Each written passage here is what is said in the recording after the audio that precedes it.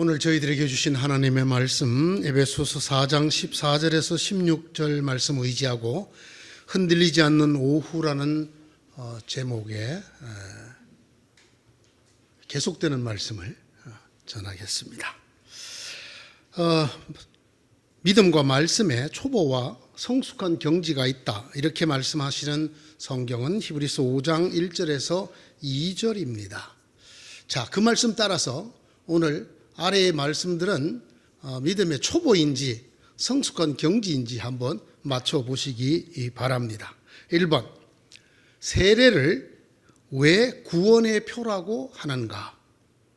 이 초보일까요? 성숙한 경지일까요? 세례를 왜 구원의 표라고 하는가? 세례는 죄 씻음인가? 아닌가?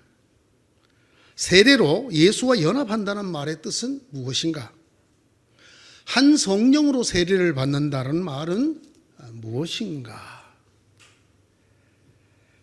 예수님께서 너희는 가서 모든 민족을 제자로 삼고 아버지와 아들과 성령 이름으로 세례를 베푸르라 라고 하셨을 때 너희는 누구를 가리키는 말인가? 누가 세례를 줄 수 있는가? 예수를 이미 믿고 세례를 받은 우리는 다른 사람을 세례 줄 수 있는 사람들인가? 아니면 예수님으로부터 세움을 받고 그 세움받은 사도권들이 계속 이어져 내려온 주의 종들만 세례를 줄 수 있는가? 세 번째, 우리가 세례를 줄 때 누구의 이름으로 세례를 주는가? 예수의 이름으로 세례를 주는가? 아니면 하나님과 예수님과 성령의 이름으로 세례를 주는가? 어떤 사람이 세례를 받을 수 있는가? 자기 죄를 고백하는 사람이라야 되는가? 아니면 예수를 그리스도로 믿는 사람이기만 하면 되는가? 예수의 이름을 불러 세례를 받으라라고 한 사도행전 말씀에 예수의 이름을 부른다는 말은 무슨 뜻인가? 자, 어떤 교단에서는 세례를 받을 때 물에 잠겼다가 나와야 된다고 소위 침례를 말하고, 우리는 물을 적신 손을 머리 위에 얹는 약식 침례 세례를 합니다. 어느 것이 더 성경적인가? 예수님은 어떤 세례를 받으셨는가? 약식 침례도 침례와 동일한 것인가? 세례를 받지 않고 죽으면 어떻게 되는가? 세례를 받지 않고 신앙생활을 하는 사람은 또 어떻게 되는가? 아주 심각한 질문이 하나 더 있습니다. 죽은 사람을 위하여 받는 세례란 무엇인가? 고린도전서 15장 29절에 나옵니다. 죽은 사람을 위하여 세례를 받았습니다.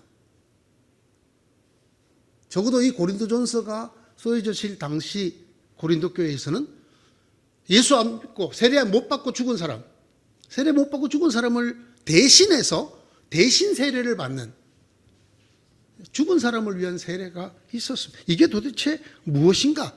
그 죽은 사람의 신앙이 아니고 내 신앙으로 세례를 받는 건가? 그러면 나는 내 신앙으로 세례를 내가 받았는데 또 죽은 사람을 위해서 세례를 받는다는 말인가? 다른 사람의 신앙 고백으로 세례를 받을 수 있는가? 그 세례는 유효한가? 그러면 유아 세례는 어떻게 되는가? 어린아이 자기의 신앙 고백이 아닌 부모의 신앙으로 세례를 받는 것, 이 유아 세례와 죽은 자를 위한 세례는 같은 것인가 다른 것인가?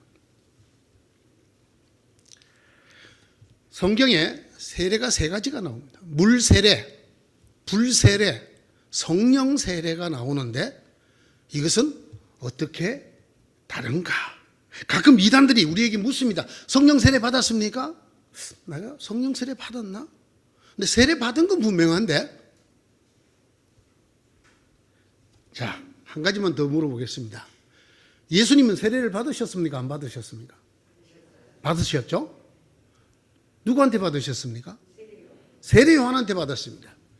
자, 우리가 알기로 하나님 안에 유효한 세례는 아버지 하나님과 예수님과 성령의 이름으로 받는 세례 또는 예수의 이름으로 받는 세례인데 예수님은 정작 세례 요한에게 받으셨습니다. 이 세례도 우리가 받는 세례와 동일하고 유효한가? 예수님이 왜 세례를 받으셔야 하는가? 세례가 죄 씻음이라고 한다면 또는 구원의 표라고 한다면 예수님도 죄를 씻어야 된다는 말인가? 예수님도 세례 요한을 통한 세례를 통해서 구원의 표를 받아야 된다는 말인가? 아닌가? 예수님께서 이렇게 말씀하신 적이 있습니다. 제자들에게 너희는 내가 마시는 잔을 마시고 내가 받을 세례를 받을 수 있느냐? 이렇게 말해요. 이미 예수님 그때 세례를 받으신 분이에요. 그런데 예수님 그렇게 말씀합니다. 너희는 내가 마실 잔을 마시며 내가 받을 세례를 받을 수 있느냐? 이때 예수님이 말씀하시는 내가 받을 세례란 무엇을 말하는 것이냐? 자, 여러분 이 중에 몇 가지 그건 내가 알겠다. 5가지 이상 되시는 분.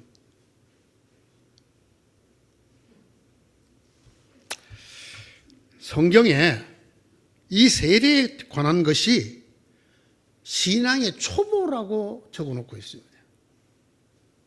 죽은 행실에서 벗어나게 하는 회개와 하나님에 대한 믿음과 세례에 관한 가르침과 안수와 죽은 사람의 부활과 영원한 심판과 관련해서 또다시 기초를 놓는 일이 없어야 하겠습니다. 아까 제가 말씀드린 어린아이의 초보의 말씀에 머물러 있는 사람이 있고 장성한 믿음에 이른 사람이 있다라고 말한 바로 그 성경 구절입니다. 히브리서 6장 1절 2절입니다.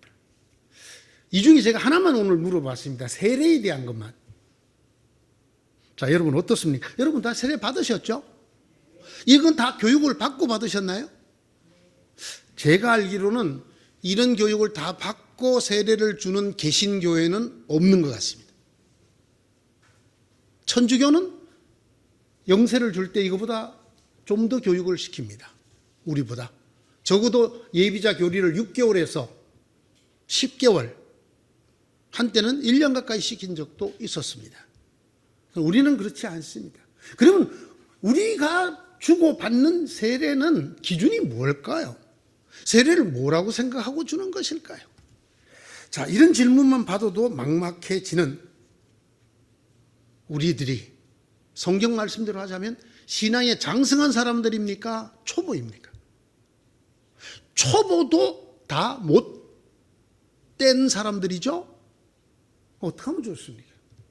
어떻게 해야 이 초보도 떼지 못한 우리가 말씀의 초보를 넘어 장성한 신앙으로 나아갈 수 있을 것입니까?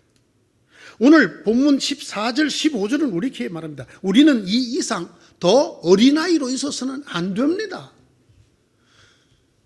우리는 이 이상 더 어린아이로 있어서는 안 됩니다.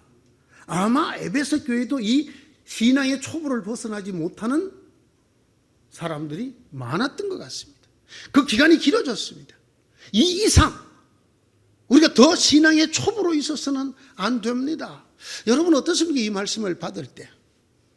저는 이 말을 받을 때 마음이 매우 무겁습니다. 제게 맡겨주신 교회, 제게 맡겨주신 성도들을 초보를 떼게 했는가? 성경은 이 이상 더 신앙의 초보, 어린아이로 머물게 해서는 안 된다고 말하고 있는데 과연 세례에 관해서만 해도 이런 질문 앞에 꿀먹은 벙어리가 되는, 이래서 창고라는 이단 사이비에게 휘청휘청거리는 우리 교인들을 믿음의 초보에서 장성한 신앙이 되도록 했는가? 마음이 무척 무겁습니다. 오늘의 말씀은 이것입니다. 그러면 어떻게 해야 우리가 이 믿음의 초보, 말씀의 초보를 벗어날 수 있습니까? 어떻게 해야 우리가 어린아이를 벗어나서, 어린아이의 신앙을 벗어나서 모든 면에서 자라날 수가 있습니까? 여러분, 대단히 간단한 이야기인데 매우 어려워하는 이야기입니다. 간단합니다. 어린아이가 자랄 때 어떻게 자라는가를 보시면 됩니다. 우리가 어떻게 말씀의 초보를 벗어날 수 있는가? 딱 한 가지입니다. 말씀을 씹어 먹을 수 있으면 됩니다. 이 씹어 먹는다 그러니까 이걸 조금 여러분 이 저질 표현으로 생각하시는 분인데 아닙니다. 씹는단 말입니다. 추잉. 우리가 입을 씹는다는 한자로 아주 어려운 말은 저작이라고 그럽니다. 씹어서 먹는다는 말입니다. 이 씹어서 먹는다는 말이 뭐를 전제로 하는 말인가 하면 빨아먹는다. 꿀꺽 집어 삼킨다가 아니라 씹어 삼킨다를 뜻하는 말로 제가 쓰고 있습니다.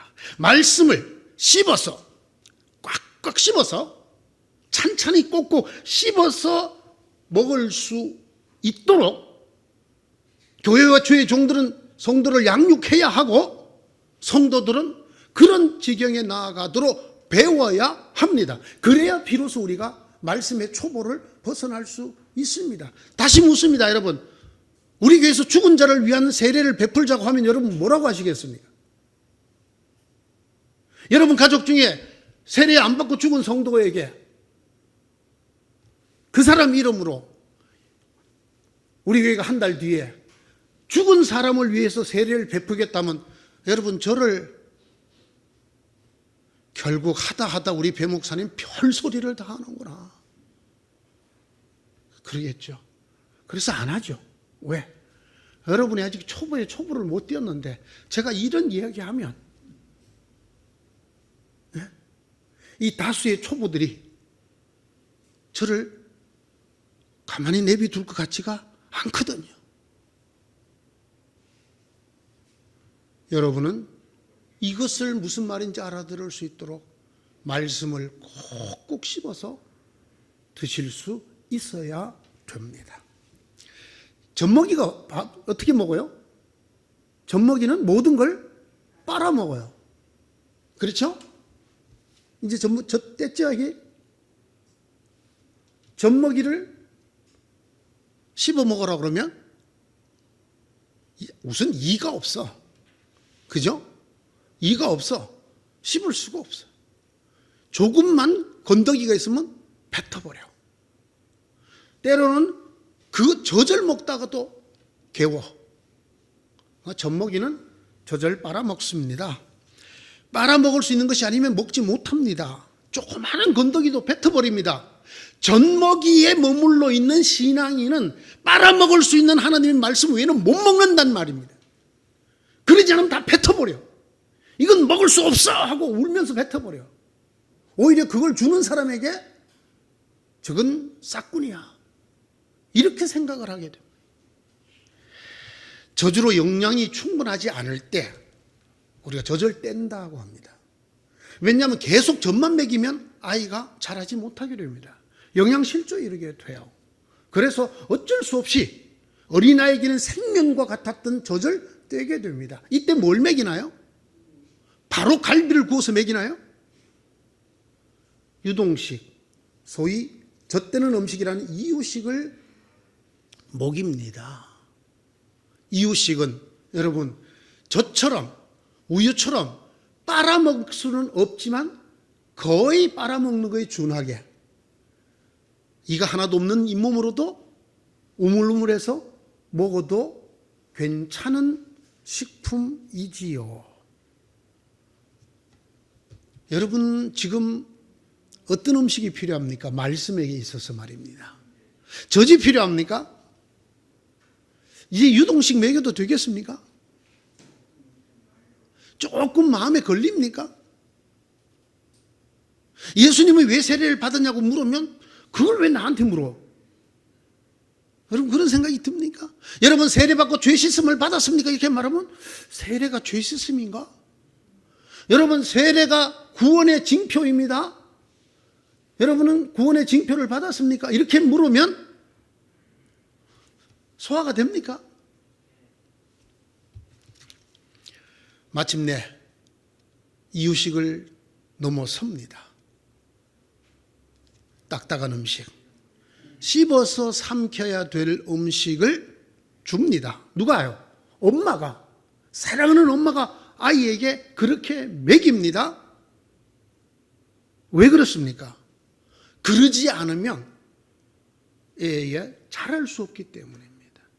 영양이 결핍해지기 때문입니다. 처음에는 씹어서 주더라고요. 여러분 혹시 그렇게 하는 부모 보셨어요? 씹어서 애 입에 이렇게 넣어주는, 씹어서라도 먹입니다. 뭐를? 딱딱한 음식을. 나중에 되면 이 아이가 씹어서 음식을 먹을 수 있게 되죠. 그렇게 씹어 먹는 음식이 차츰 늘어나서 드디어는 갈비뼈에 붙은 고기를 뜯어먹는 지경에까지 이르게 됩니다. 말씀을 듣고 읽을 때 한 번에 자연스럽게 저절로 아멘이 되지 않는 말씀이 있을까요? 없을까요? 있습니다. 그럴 때 이거는 못 먹는 음식이야. 뱉어버리는 사람은 어린아이입니다. 조금 그걸 말랑하게 해서 먹입니다. 그러면 조금 먹다가 또 개웁니다. 조금 자란 이 젖될 무렵의 아이지요. 엄마가 씹어서 주듯이 말씀을 잘 풀어서 줍니다. 그러면 지금까지는 듣지 못하던 말이긴 하지만 아멘 해볼까? 우리 목사님이 얘기하니까 맞겠지? 저 40년 넘게 교회 생활했지만 처음 들어봅니다, 목사님. 그리고 처음에는 핏대를 올리다가 그런가? 그래. 자, 나중에는 스스로가 딱딱한 음식을 찾아서 씹어서 먹습니다. 자랍니다. 소년이 되고 청년이 되고 어른이 됩니다. 언제? 음식을 씹어서 먹을 수 있게 될 때에. 그러지 않고는 안 됩니다. 여러분, 어른이 되어서 각종 영양소를 넣고 갈아서 마시는 사람들이 있어요. 안 됩니다. 영양분만의 문제가 아니에요. 우리가 이 씹는 활동을 하지 않았을 때 오는 부작용이 있습니다. 여러분, 음식을 씹는 것, 이건 단순히 딱딱한 음식을 으깨는 것만의 의미가 아닙니다. 단지 거기에 침이 섞이게 하는 것만의 의미가 아니에요. 하나님의 말씀을 씹어 먹을 수 있도록 가르치고 배울 때 여러분의 신앙은 어린아이를 벗어나게 됩니다. 아이를 키워본 사람들 앞에서 제가 이런 이야기, 목사님이 뭘 안다고 애 키우는 얘기를 해. 여러분 더 잘 아시죠? 잘 압니다. 아이를 키워본 사람은 누구나 이렇게 합니다. 우리 모두 사실 이렇게 자라서 어른이 되는 사람들입니다. 여러분, 성경이 왜 신앙의 성숙에 관하여 젖을 먹는 어린아이라든가 딱딱한 음식이라든가 이런 이야기에 빗대어서 하고 있는 이유가 뭘까요? 여러분 누구나가 알고 경험해온 양육과 성장의 원리를 통해서 신앙을 쉽게 알려주고 가르쳐 주려고 하는 것입니다. 아니, 좀 더 근원적으로 말하자면 우리 몸이 그렇게 자라듯이 우리의 믿음도 그렇게 자라도록 하나님이 만드셨기 때문에 이 땅에 어린아이를 양육하듯이 그때 우리가 경험하고 알듯이 그것에 빗대어 말씀하고 있습니다. 말씀을 씹어서 먹는다. 이걸 성경은 말씀을 상고한다 이렇게 쓰고 있습니다. 이 상고한다라는 말, 조사한다라는 뜻이고요, 자세히 살핀다라는 뜻이고 연구한다라는 뜻입니다. 성경 곳곳에 말씀을 상고한다 또는 말씀을 살핀다, 말씀을 연구한다고 되어 있는 것들이 다 그런 말씀입니다. 가장 대표적인 몇 곳을 읽어보면 요한복음 5장 39절입니다. 너희가 성경을 연구하는 것은 영원한 생명이 그 안에 있다고 생각하기 때문이다. 성경은 나에 대하여 증언하고 있다. 사도행전 17장 11절. 여러분, 그 유명한 베레아 사람들에 대한 이야기인데요. 베레아의 유대 사람들은 데살로니가의 유대 사람들보다 더 고상한 사람들이어서 아주 기꺼이 말씀을 받아들이고, 그리고 그것이 사실인지 알아보려고 날마다 성경을 상고하였다. 상세히 고찰하였다. 이렇게 쓰고 있습니다. 여러분은 믿음의 목표, 곧 여러분의 영혼의 구원을 받고 있는 것입니다. 예언자들은 이 구원을 자세히 살피고 연구하였습니다.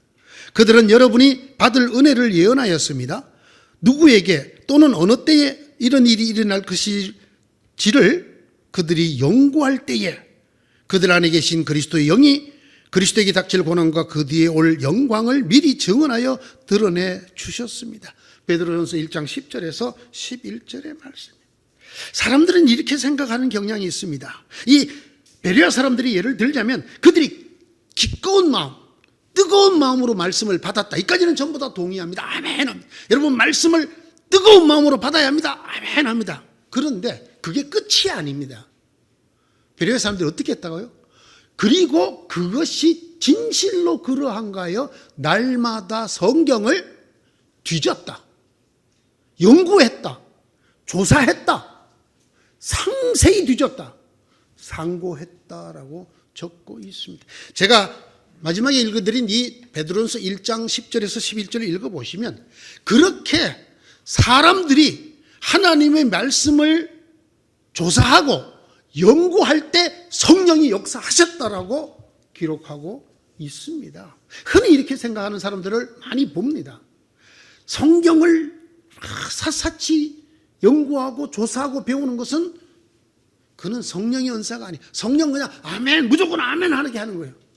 이렇게 배우신 분들이 의외로 많다는 사실에 제가 무척 마음이 무겁습니다. 성령은 그런 하나님이 아닙니다. 덮어놓고 아멘 하면 우리 마음에 믿음 주시는 분 성령 아닙니다. 여러분, 성령에 대해서 예수님이 친히 하신 말씀을 기억하십시오.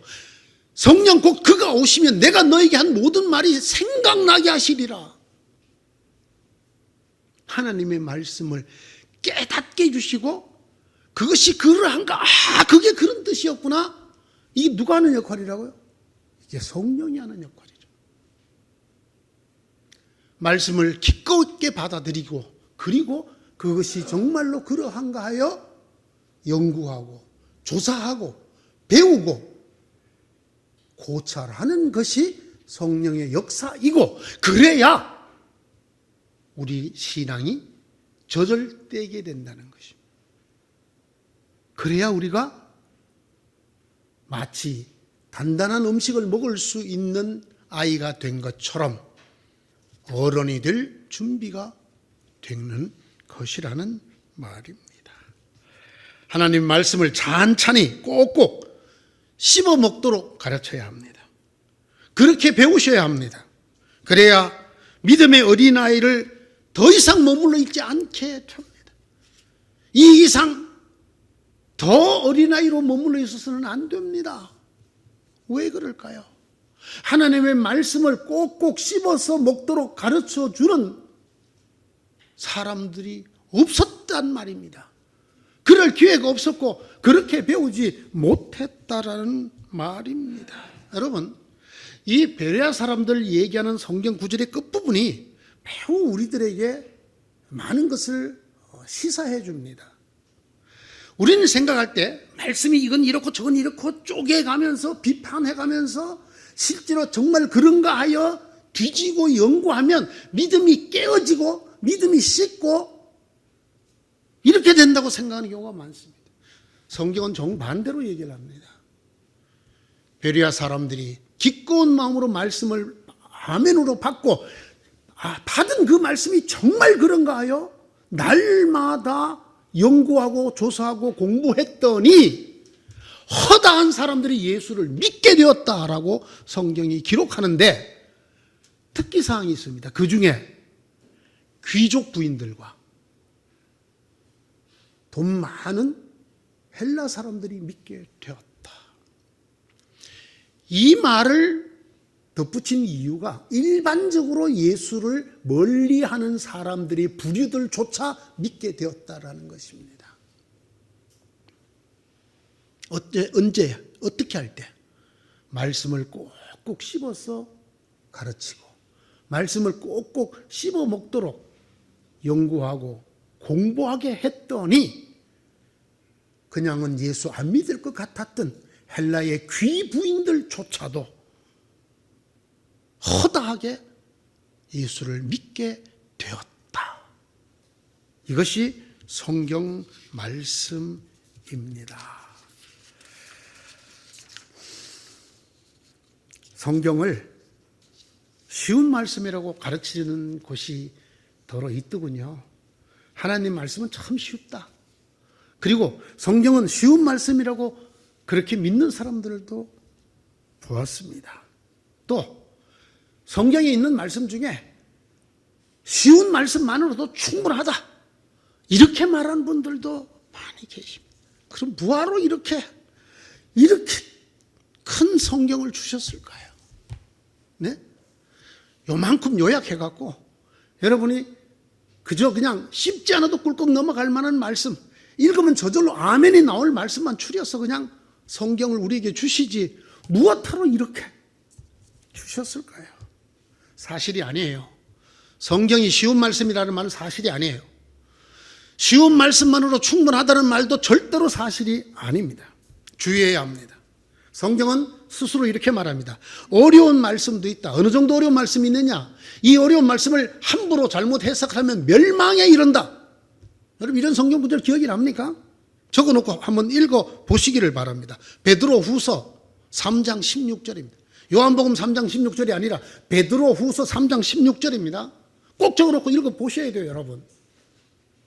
왜 이런 하나님 말씀을 두고 엉뚱한 가르침에 아멘을 합니까? 하나님 말씀은 쉬운 말씀이에요. 그 쉬운 말씀이면 충분해요. 이런데 아멘 하시면 안 돼요. 바울은 모든 편지에서 이런 것들을 두고 말하고 있는데 그 가운데는 알기 어려운 것이 더러 있어서 무식하거나 믿음이 굳세지 못한 사람은 다른 성경을 잘못 해석하듯이 그것을 잘못 해석해서 마침내 스스로 파멸에 이르고 말 것입니다. 여러분 이 엄청난 말씀을 꼭 기억해야 됩니다. 뭐라고 그랬어요? 성경이 대놓고 말했어요. 성경에 대해서 무식하거나 그 성경의 말씀에 기초한 믿음이 굳세지 못한 사람들이 성경을 지 맘대로 해석을 하면 어떻게 된다고요? 스스로 멸망에 이르게 됩니다. 제가 이 평신도들이 가르치는 성경공부 팀들이 여기저기 있어요. 유명한 분도 계셔요. 제가 거기 못 가게 하는 이유가 있어요. 또 큐티라고 하는 여러분들이 그냥 집에서 성경을 읽으면서 그 가이드 책 따라서 여러분들의 느낌을 적고 생각한 바를 적게 만드는 이 말씀 묵상이라는 것 제가 권하지 않습니다. 이유가 뭐냐? 바로 이 말씀 때문이에요. 베드로후서 3장 16절의 말씀 때문에. 이 말씀이 무엇인지 꼭꼭 씹어먹는 법을 배우지도 않은 사람들이 이것을 마치 젖이나 음료를 마시듯이 먹고는 탈을 냅니다. 여러분, 이단들이 성경을 갖고 이단을 하든가요? 불경을 갖고 하든가요? 성경을 갖고 합니다. 성경을 가지고 어떻게? 잘못된 해석을 가지고 합니다. 아주 간단한 얘기 하나만 해볼게요. 666 짐승의 표, 이게 무슨 뜻이에요? 이것 때문에 이단들이 창궐을 합니다. 666. 그래서 교인 전화번호에 4666 번호를 받은 분이 계셔. 전화 끝자리가 번호가 목사님, 저 악마의 번호를 받았습니다. 목사님 이거 어떻게 하면 됩니까? 왜? 제 번호가 죽을 사자에 666입니다. 그 번호 놔주라. 외우기 좋고 너무 좋은데 그거 놔주라. 목사님 이거 사탄의 숫자라니까요. 누가 그래? 성경이에요. 성경의 666 짐승의 표라는 게 무슨 뜻인데? 그게 로마 황제 네로를 가리키는 말이야. 목사님이야말로 그거 어디서 배웠어요? 나는 한 번도 그렇게 들은 적이 없는데요. 이건 사탄의 숫자라는데요. 숫자에 무슨 사탄의 숫자가 있고 사탄이 아닌 숫자가 있어. 그건 당시 은어로선 네로라는 글자를 숫자 노름으로 만든 66. 그걸 직접 네로라고 쓰면 잡혀 죽으니까. 그래도 압니다. 그래도 666 짐승의 표 이런 책도 막 있어. 기억하십시오. 이단들이 하나님의 말씀을 가지고 이단을 합니다. 예수님을 유혹하려고 했던 그 악마가 3번이나 하나님의 말씀으로 예수를 넘어뜨리려고 했습니다. 그러므로 우리 이 말씀 기억해야 됩니다. 성경 가운데는 어려운 말씀이 있습니다. 하나님 말씀에 대해서 아직도 젖을밖에 못 먹는 무식한 사람이나 믿음이 말씀에 든든히 서지 못한 사람들이 이것을 해석을 해서 자기 마음대로 빨아먹으면 결국 스스로 파멸에 이른다는 것입니다. 여러분이 무엇보다도 먼저 알아야 할 것은 이것입니다. 아무도 성경의 모든 예언을 제멋대로 해석해서는 안 됩니다. 예언은 언제든지 사람의 뜻에서 나온 것이 아니라 사람들이 성령에 이끌려서 하나님께로부터 오는 말씀을 받아서 한 것입니다. 많은 곳에서 말씀으로 우리를 넘어뜨리는 악한 영들을 보게 됩니다. 다 누가 걸려 넘어집니까? 말씀의 초보를 벗어나지 못한 어린아이들이 걸려 넘어집니다. 쉬운 말씀만으로 충분하지 않습니다. 그럴 것 같으면 오늘 자라야 된다, 더 이상 어린아이로 머물면 안 된다, 이런 이야기를 성경이 왜 썼겠습니까? 반드시 자라야 합니다, 여러분. 제가 여러 차례 예를 들었지 않습니까? 여러분의 그 사랑스러운 자녀가, 손자녀가 10년이 지나고 20년이 지났는데 아직도 자라지 않고 기저귀 차고 젖만 먹고 있으면 이것이 축복입니까? 아닙니까? 정상입니까? 아닙니까? 아닙니다. 그런데 어찌 여러분들의 신앙이, 믿음이 30년째 기저귀를 띄지 못하고 젖병을 놓지 못하는데도 이리 평안하십니까? 어찌 이리 평안한 주의 종들이 많습니까? 자기의 양떼가 이런 수준에 있는데 왜 우리가 흔들리느냐? 바람 때문이 아니에요. 사람들의 술수, 악한 영들의 술수, 시대의 바람이 우리를 흔들어 놓는 것이 아닙니다. 여러분 가끔 보시면요, 바람 안 부는 데서 갖고 혼자 흔들거리는 사람도 있어요. 어떤 사람? 다리를 굳건하게 차르지 못하는 사람. 바람이 불어도 다 같이 흔들리는 게 아니에요. 든든하게 다리를 딛고 있는 사람은 흔들리지 않아요. 부실한 사람 흔들리죠. 부실한 사람? 젖먹이보다 더 부실한 사람이 어디 있어요?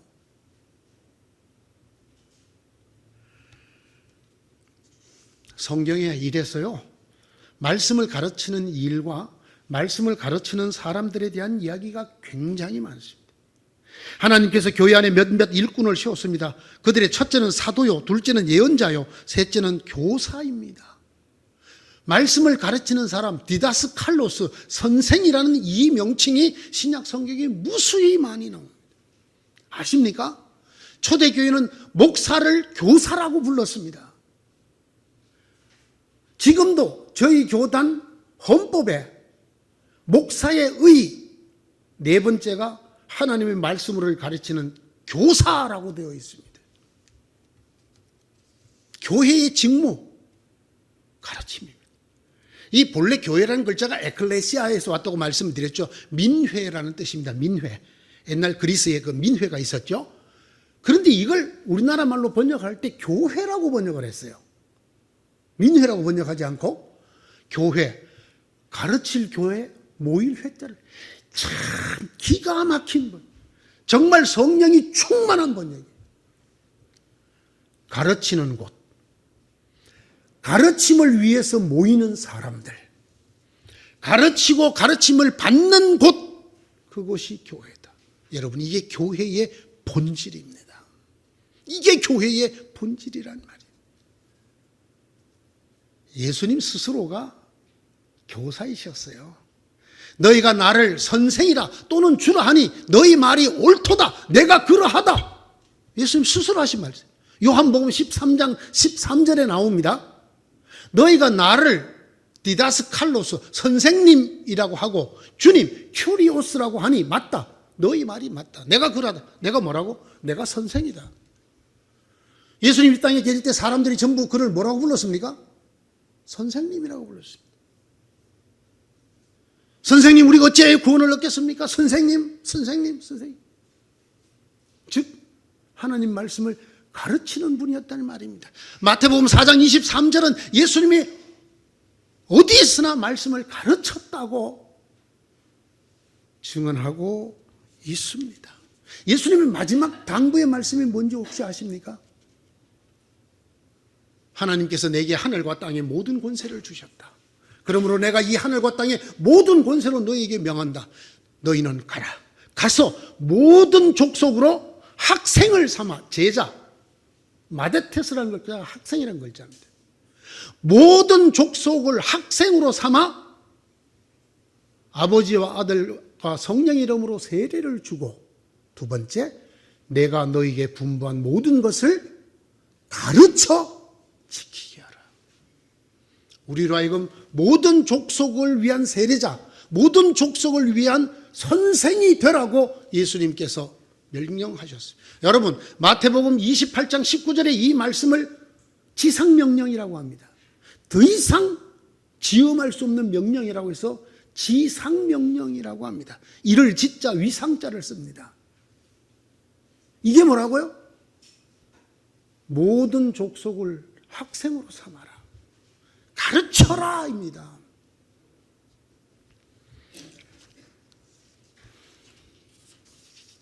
이 땅에서 교회다운 교회, 말씀을 꼭꼭 씹어 먹을 수 있도록 씹어 먹여주고 씹어 먹도록 가르치는, 가르침에 충실한 교회를 만나는 것은 복입니다. 그런 가르침에 전념하는 주의 종을, 교사를 만나는 것은 복입니다. 그런 교회와 종들을 통해서 우리를 말씀의 어린아이에서 성장시키려고 하시는 예수 그리스도, 영원한 선생님이신 예수 그리스도와 성령을 경험하게 되는 여러분이 되기를 간절히 바랍니다. 한 가지만 말씀을 더 드리겠습니다. 우리가 꼭꼭 씹어 먹는다 또는 꼭꼭 씹어 먹도록 가르친다 했을 때 딱딱한 음식이겠어요? 물렁물렁한 음식이겠어요? 젖을 씹어 먹이는 사람이 있습니까? 젖먹이한테 야, 젖을 그냥 빨면 어떻게? 젖을 한번 빨면 그걸 50번 씹어서 삼켜야지. 혹시 그렇게 키우십니까? 그러지 않습니다. 여러분, 젖은 아무도 씹어 먹으라고 가르치지 않습니다. 그렇게 만들어지는 음식이 아닙니다. 하나님의 말씀, 젖이 있습니다. 딱딱한 말씀이 있습니다. 젖은 그냥 꿀꺽 하시면 됩니다. 그러나 딱딱한 음식은 어떻게 돼요? 뱉어버릴까요? 꼭꼭 씹어 먹는 법을 배우시고 꼭꼭 씹어 먹어야 합니다. 어떻게 해요? 상세히 고찰을 해야 됩니다. 성경을 연구하고 배워야 합니다. 바람 붑니다. 인간들의 속임수, 악마의 술수, 시대의 풍조가 우리를 믿음에서 떨어지도록 흔들어댑니다. 누가 바로 설 수 있을까요? 믿음의 어린아이를 벗어나야 바로 설 수 있습니다. 흔들리지 않을 수 있습니다. 이리저리 밀려다니지 않을 수 있습니다. 생각한데 오늘 설교를 듣고 머리가 지금 멍하거나 마음이 좀 부글부글하거나 뭐 저래? 이런 생각이 드시는 분은 기도 많이 하셔야 합니다. 내가 정말 말씀에 딱딱한 말씀을 씹어먹는 성숙한 어른의 신앙을 갖고 있는가? 아직도 젖을 주지 않는다고 조금만 건더기가 들어오면 소리내 울고 뱉어버리는 젖먹이는 아닌가? 성경 말씀입니다. 우리는 이 이상 더 어린아이로 있어서는 안 됩니다. 기도하십시다. 하나님 도와주시옵소서. 저희들 마음에 이런 바람에 흔들리지 않고 정말 말씀을 향해서 성숙한 경지로 나아가야 되겠다고, 말씀을 꼭꼭 상고하고 씹어 먹어서 초보를 넘어서야 되겠다는 마음 간절하도록 저희 마음 이끌어 주시옵소서. 또 그런 교회가 되도록 역사하여 주시옵소서. 예수님 이름으로 기도드리옵나이다. 아멘.